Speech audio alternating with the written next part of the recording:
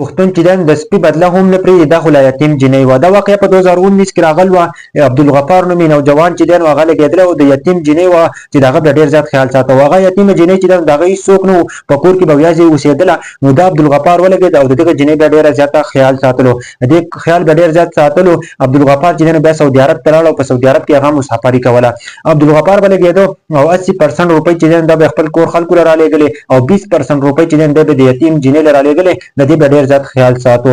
دې نه وجې نه چې دا کور خلک یې خفه وو چې ته دا 20% پیسې چې دا ته ولې دغه جنۍ له لېږلې. خو عبدالغفار به ورته ویل که نه چې الله پاک ما باندې دا ذمهواري راچېرې ده او زه به چې دا ذمهواري سرته رسوم او دې جنۍ خیال به زه ساتم که تاسو خفه کېږئ او که تاسو هر څه وایئ. خو عبدالغفار چې دی نو دې جنۍ به ډېر زیات خیال ساتلو. وایي پټان د بیسټ کمیونټي اف د ورلډ پښتانه چې دی نو د بیسټ کمیونټي دی په دنیا کې. تاسو ته ښه پته ده پښتانه همیشه چې دی نو یتیمانو باندې ظلم کېږي یا زیاتی کېږي د هغه خلاف ضرور اواز چوتئ.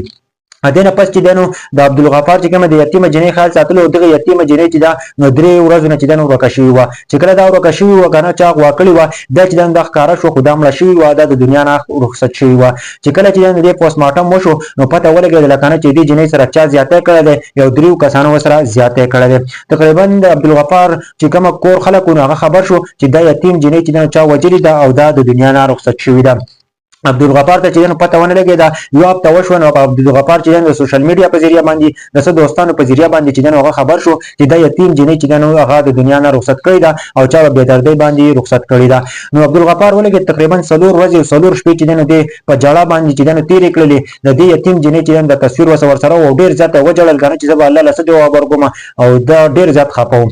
څه وخت تېر شو که نه عبدالغفار ولګېد او دا چې پاکستان ته راغی او پاکستان په پېښور ایرپورټ باندې کوشو. چې کله په پېښور ایرپورټ باندې کوشو خپل علاقې ته عبدالغفار لاړ کنه. عبدالغفار چې کله خپل علاقې ته لاړ نو لاول د یتیم جنۍ کور ته لاړو او هلته پاکټ کې کېناست او په ژړا باندې شو ډېر زیات وجړل.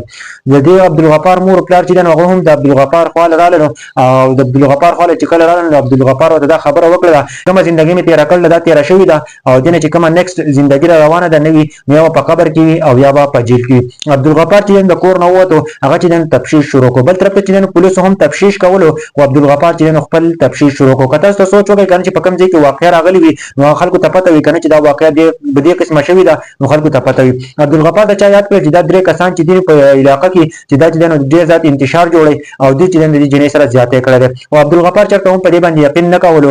بیا چې عبدالغفار بیا هم تفتیش کولو چې یو کس وله ویډیو راوړله چې دا ویډیو وینه که نه د دې جنۍ سره چې داسې زیاتی شوی دی.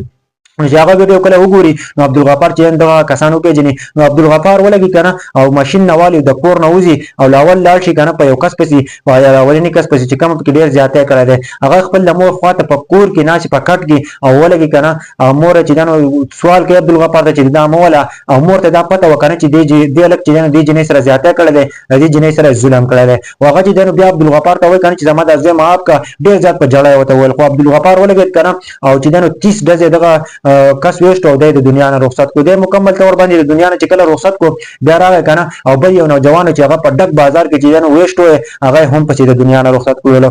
او دریم چې دی نه که نه په دوکان کې و د ورور سره او هغه چې دی نو هم د دنیا نه رخصت کو. کله چې دا 3 کسان د دنیا نه رخصت شو نو عبدالغفار چې دی نو واپس خپل کور ته روان دی او ماشین ورسره دی چې په دغه ټیم کې پولیس راغلل او عبدالغفار چې دی نو هغه یې ګرفتار کو هغه یې اریسټ کو. چې کله عبدالغفار اریسټ کو نو تر اوسه پورې چې دغه عبدالغفار کیس چلیږي ملګرو.